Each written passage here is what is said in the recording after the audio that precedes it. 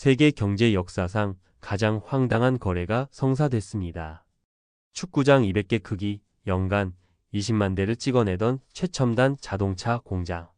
매각가는 단돈 14만 원. 치킨 5마리 값이었습니다. 러시아는 환호했습니다. 한국이 두고 간 보물창고를 우리가 헐값에 접수했다고 말이죠. 하지만 그들은 치명적인 실수를 저질렀습니다. 공장 열쇠는 뺏었을지 몰라도 그 거대한 기계를 움직이는 한국의 두뇌가 이미 끊어졌다는 사실을 그들은 꿈에도 몰랐으니까요. 1년이 지난 지금 그 보물창고는 어떻게 됐을까요? 보세요. 자동차는커녕 정체불명의 고철만 굴러다니는 유령의 집이 됐습니다. 그리고 한국이 떠난 그 자리에 러시아가 상상조차 못했던 더 무서운 포식자가 입을 벌리고 들어왔습니다. 14만 원짜리 도둑질이 불러온 참혹한 대가 지금 공개합니다. 여러분의 구독, 좋아요, 간단한 클릭 한 번은 대한민국의 위상을 더 널리 알리는 데 큰 도움이 됩니다. 여러분, 혹시 상트페테르부르크라는 도시 들어보셨나요? 러시아의 옛 수도였던 곳이죠. 그런데 이곳에 축구장 수십 개 크기의 어마어마한 자동차 공장이 하나 있었습니다. 바로 현대자동차 공장이었어요. 최첨단 설비로 가득 찬 그 공장의 가격이 얼마나 될까요? 놀라지 마세요. 단돈 14만 원입니다. 우리 동네 치킨집에서 양념치킨 5마리 사 먹는 돈보다도 적어요. 처음 이 소식을 들었을 때 정말 어이가 없더라고요. 아무리 전쟁 중이라지만 이게 말이 되나 싶었거든요. 그런데 더 기가 막힌 건 러시아 측의 반응이었습니다. 마치 대단한 보물을 손에 넣은 것처럼 호언장담하더라고요.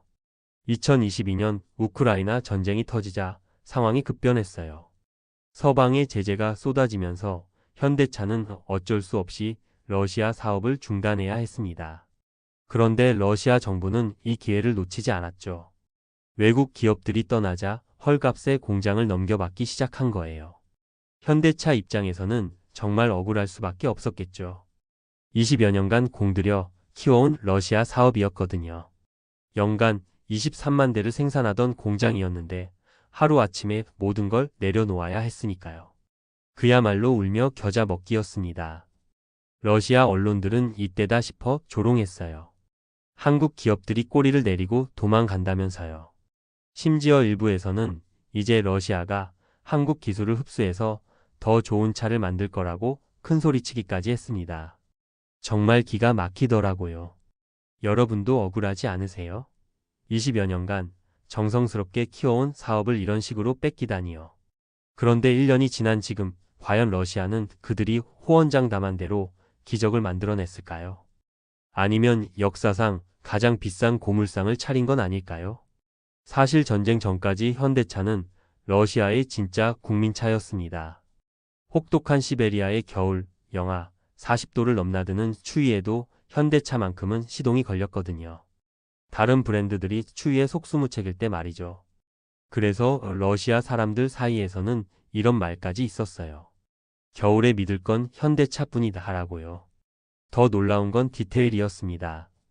뒷좌석까지 따뜻한 열선 시트를 기본으로 깔아준 건 현대차가 유일했어요.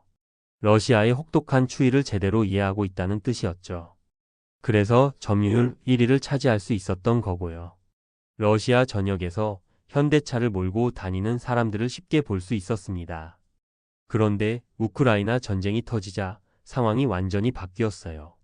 서방의 제재가 쏟아지면서 현대차도 어쩔 수 없이 러시아 사업 중단을 발표했습니다. 그러자 러시아 정부가 본색을 드러내기 시작했죠. 푸틴 정부는 공장 안 돌릴 거면 내놓고 나가라. 안 그러면 강제로 국유화하겠다고 협박했습니다. 이건 명백한 국가적 협박이었어요. 러시아 언론들의 반응도 가관이었습니다. 어제까지 현대차를 찬양하던 그들이 하루아침에 태도를 바꿨어요. 한국 기업들이 겁먹고 도망간다면서 조롱하기 시작한 거죠. 심지어 일부 전문가들은 이제 러시아가 한국 기술을 흡수해서 더 좋은 차를 만들 것이라고 큰소리쳤습니다. 하지만 정작 현대차 입장에서는 정말 어려운 선택이었어요. 20여 년간 공들여 키워온 러시아 사업이었거든요. 연간 23만 대를 생산하던 거대한 공장이었는데 하루아침에 모든 걸 포기해야 하는 상황이 된 거예요. 그야말로 울며 겨자 먹기였습니다. 결국 현대차는 러시아 파트너사에게 공장을 1루블, 우리 돈으로 14만 원에 넘겨주고 철수했습니다. 수조 원의 가치를 지닌 공장을 치킨 5마리 값에 넘겨준 셈이었죠. 그런데 러시아 측은 마치 대단한 보물을 손에 넣은 것처럼 의기양양했어요. 과연 그들의 자신감이 현실이 될 수 있을까요? 결국 현대차는 울며 겨자 먹기로 공장을 넘겨야 했습니다. 14만 원에요. 이건 그냥 굴욕 아닌가 싶었죠. 러시아 언론들도 신이 났어요. 한국 기업이 꼬리를 내리고 도망간다면서 대대적으로 보도했거든요. 마치 자신들이 대단한 승리를 거둔 것처럼 말이에요. 하지만 현대차 경영진은 아주 냉철한 결단을 내렸습니다. 표면적으로는 굴복한 것 같지만 실제로는 완전히 달랐어요. 건물은 줄게, 하지만 영혼은 못 준다는 철학으로 접근한 거죠. 바로 2년 바이백 조항을 계약서에 넣어둔 겁니다. 2년 안에 언제든 다시 사들일 수 있다는 조건이었어요. 더 중요한 건 그 다음이었습니다. 현대차는 공장의 생명줄인 공급망을 단칼에 끊어버렸어요. 자동차 부품 하나하나가 전 세계에서 오는 복잡한 시스템인데 이걸 완전히 차단해버린 거죠. 마치 심장은 남겨두고 혈관을 모두 끊어버린 셈이었습니다. 반면 러시아 측은 완전히 다른 선택을 했어요. 그들은 공장 건물만 보고 있었거든요. 이제 우리 것이 됐으니 얼마든지 차를 만들 수 있다고 생각한 거죠. 러시아의 한 자동차 전문가는 이렇게 말하기까지 했어요.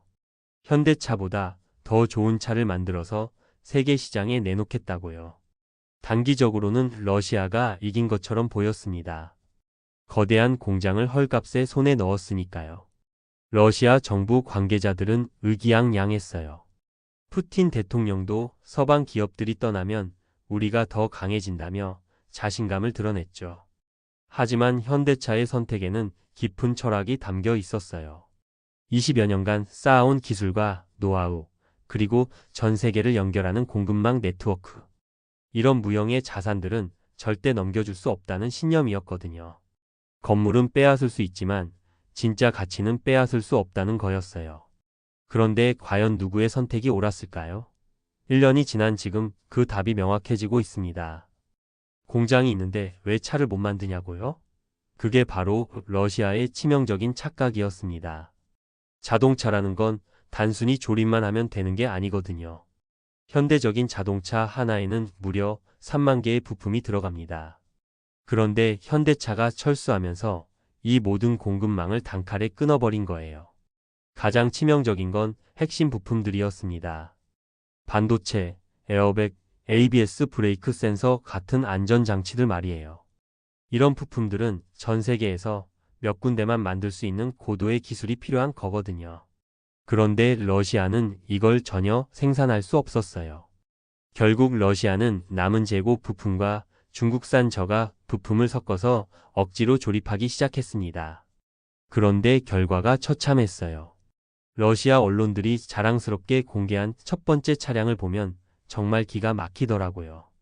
겉모습은 현대차 같지만 속은 완전히 다른 차였거든요.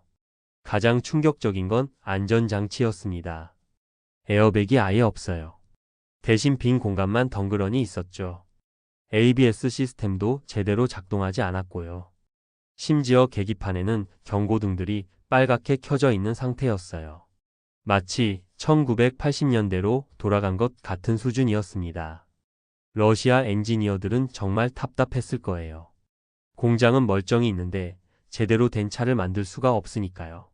머리를 싸매고 있는 그들의 모습이 언론에 포착되기도 했어요. 어떤 엔지니어는 이건 자동차가 아니라 철덩어리다라고 푸념하기도 했다고 하더라고요.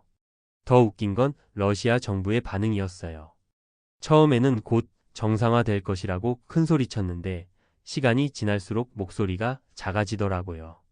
심지어 일부 관계자들은 현대차가 너무 복잡하게 만들어 놨다며 현대차 탓을 하기 시작했어요. 결국 러시아가 자랑스럽게 내놓은 첫 번째 신차는 완전한 실패작이었습니다. 14만 원에 산 공장에서 나온 건 깡통차였던 거죠. 과연 이게 그들이 꿈꿔왔던 러시아의 기적이었을까요? 한국이 떠난 자리를 결국 누가 채웠을까요? 러시아가 자랑스럽게 외쳤던 기술 자립이 이루어졌을까요? 아니었습니다. 호랑이가 나간 굴에 하이에나가 들어온 격이었어요. 바로 중국이었죠. 중국 자동차 회사들이 러시아 시장으로 몰려들기 시작했습니다. 그런데 이들의 접근 방식은 현대차와 완전히 달랐어요. 현대차는 20여 년간 러시아에 기술을 전수해주고 현지 생산 시스템을 구축해줬거든요. 하지만 중국은 그런 거 없어요. 그냥 완제품을 비싸게 팔 뿐이었죠. 가격부터 충격이었습니다. 현대차 솔라리스가 1,500만 원 정도였는데 중국 차는 3,800만 원이었어요. 무려 2배가 넘는 가격이었죠. 그런데도 러시아 소비자들은 어쩔 수 없이 사야 했어요. 다른 선택지가 없었거든요. 더 기가 막힌 건 품질이었습니다. 러시아의 혹독한 추위에 중국 차들이 속수무책이었어요. 영하 30도만 되면 문손잡이가 부러지는 일이 비일비재했죠. 러시아 SNS에는 중국 차의 황당한 고장 영상들이 넘쳐났어요. 어떤 차는 시동을 켰는데 계기판이 아예 꺼져버리기도 했고요. 러시아 소비자들의 불만이 터져 나오기 시작했습니다. 현대차가 그리워진다는 댓글들이 러시아 온라인 커뮤니티에 쏟아졌어요. 어떤 사람은 예전에는 차값으로 2달 월급이면 됐는데 이제는 석 달도 모자라다고 하소연했죠. 그런데 정작 러시아 정부는 말을 잃었어요. 처음에 그렇게 큰 소리치던 관계자들이 조용해졌거든요. 기술 자립을 외치다가 중국 기술 식민지로 전락한 현실을 인정할 수밖에 없었던 거죠. 러시아의 한 자동차 전문가는 이렇게 토로했어요. 우리는 현대차의 진짜 가치를 너무 늦게 깨달았다고요. 하지만 이미 늦었어요. 현대차는 이미 다른 시장에서 성장하고 있었고 러시아는 비싼 중국 차와 조잡한 국산차 사이에서 고민해야 하는 처지가 된 거였죠. 결국 14만 원에 뺏어간 공장은 러시아에게 축복이 아니라 저주가 되어버렸습니다. 현대차는 러시아에서의 손실을 다른 시장에서 완벽하게 만회했습니다. 아니, 만회를 넘어서서 역대 최고 실적을 기록했어요. 인도 시장에서는 전년 대비 30% 성장했고 북미 시장에서도 놀라운 성과를 거뒀거든요. 유럽에서는 친환경 전기차 부문에서 독일 브랜드들과 어깨를 나란히 하고 있어요. 더 놀라운 건 글로벌 브랜드 가치 순위였습니다. 현대차는 세계 자동차 브랜드 가치 순위에서 한 계단 더 올라섰어요. 러시아에서 철수한 지 1년 만에 오히려 더 높은 평가를 받게 된 거죠. 이건 정말 아이러니한 일이었어요. 반면 러시아는 무엇을 잃었을까요? 신용도부터 추락했습니다. 국제 투자자들은 러시아는 계약을 지키지 않는 나라라는 인식을 갖게 됐거든요.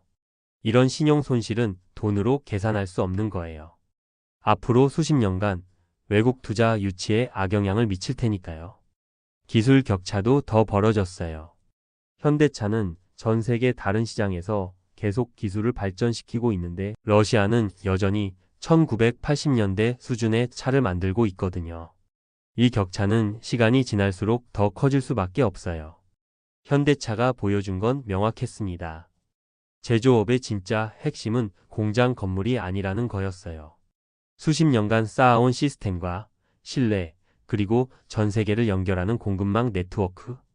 이런 무형의 자산들이야말로 진짜 가치였던 거죠. 지금 현대차는 조용히 자신의 길을 걷고 있어요. 러시아 사태에 대해 특별히 언급하지도 않고요. 그냥 묵묵히 좋은 차를 만들어서 전 세계에 공급하고 있을 뿐이에요. 이런 모습이 오히려 더 큰 신뢰를 만들어내고 있어요. 결국 14만 원에 공장을 뺏었다고 좋아하던 러시아가 사실은 돈으로도 살 수 없는 국가의 신용을 14만 원에 팔아버린 꼴이 되었습니다. 정말 아이러니하지 않나요? 겉으로는 이긴 것 같았지만 실제로는 가장 소중한 것들을 다 잃어버린 거예요. 결국 이번 사건이 전 세계에 증명한 건 명확했습니다. 껍데기는 훔칠 수 있어도 그 안에 담긴 기술과 정신은 절대 훔칠 수 없다는 거였어요. 러시아는 14만 원의 공장을 가져갔다고 좋아했지만 정작 중요한 건 하나도 얻지 못했거든요. 지금 전 세계 자동차 업계에서는 이번 사건을 매우 주목하고 있어요. 한국 기업들의 진짜 경쟁력이 무엇인지 보여준 사례라고 평가하고 있거든요. 단순히 공장이나 설비가 아니라 수십 년간 축적된 기술력과 신뢰, 그리고 글로벌 네트워크가 진짜 자산이었다는 걸 보여준 거죠. 그런데 더 놀라운 건 현대차의 침묵이었어요. 러시아에서 이런 일을 당했는데도 특별히 항의하거나 비난하지 않았거든요. 그냥 묵묵히 자신들의 길을 걸어갔어요. 인도에서, 미국에서, 유럽에서 더 좋은 차를 만들어 공급하는 데만 집중했죠. 이런 모습이야말로 진짜 강자의 모습이 아닐까요? 남이 뭐라고 하든 자신의 일에만 집중하는 거 말이에요. 그래서 결국 성과로 말하게 되는 거고요. 돌이켜보면 러시아는 정말 어리석은 선택을 한 셈이에요. 눈앞에 작은 이익에 눈이 멀어서 더 큰 걸 잃어버린 거거든요. 14만 원의 공장을 가져갔다고 좋아했지만 실제로는 국가 신용도와 기술 발전 기회를 모두 날린 거였어요.